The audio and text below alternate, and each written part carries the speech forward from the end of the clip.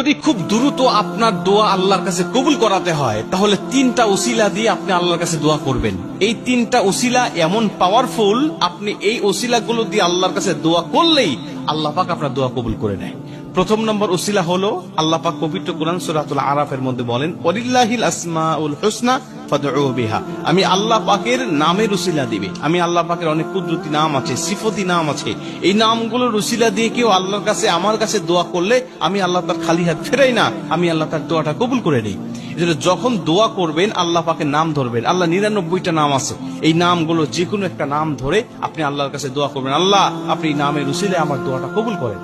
2 নম্বরে আপনি নেক কাজের উসিলা দিবেন। আপনি যত নেক কাজ করেছেন, দুনিয়াতে ভালো ভালো কাজ করেছেন, মানুষকে দেখানোর জন্য নয়, শুধু আল্লাহকে দেখানোর জন্য আপনি যেই কাজগুলো করেছেন, আল্লাহকে সন্তুষ্ট করার জন্য যেই ভালো আমল, নেক আমলগুলো করেছেন, ওই কাজের উসিলা আপনি দিবেন। বুখারী শরীফের মধ্যে একটা বর্ণনা আসছে, বনী ইসরায়েলের 3 জন যুবকের ঘটনাও আসছে, আপনারা অনেকে জানেন। 3 জন যুবক যখন রাস্তা দিয়ে হেঁটে আসতেছিলেন, প্রচন্ড ঝড় শুরু হয়ে গেল। তারা পাহাড়ের গুহায় আশ্রয় নিল এবং তাদের পাহাড়ের গুহায় বিশাল একটা পাথর এসে ওই পাহাড়ের মুখটাকে বন্ধ করে দিল।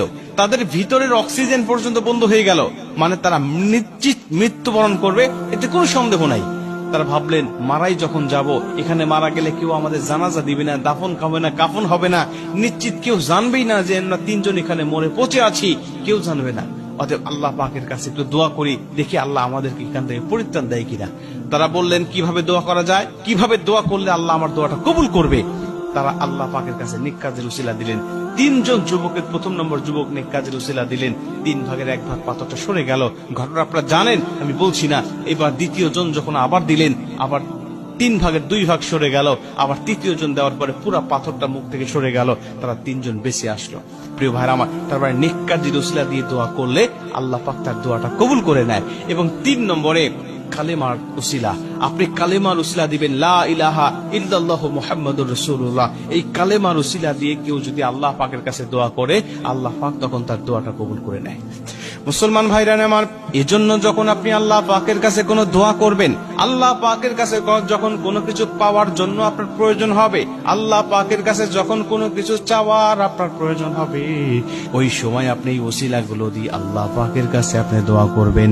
আমার আল্লাহ রব্বুল আলামিন আপনার দোয়াটাকে অবশ্যই কবুল করে নিবে।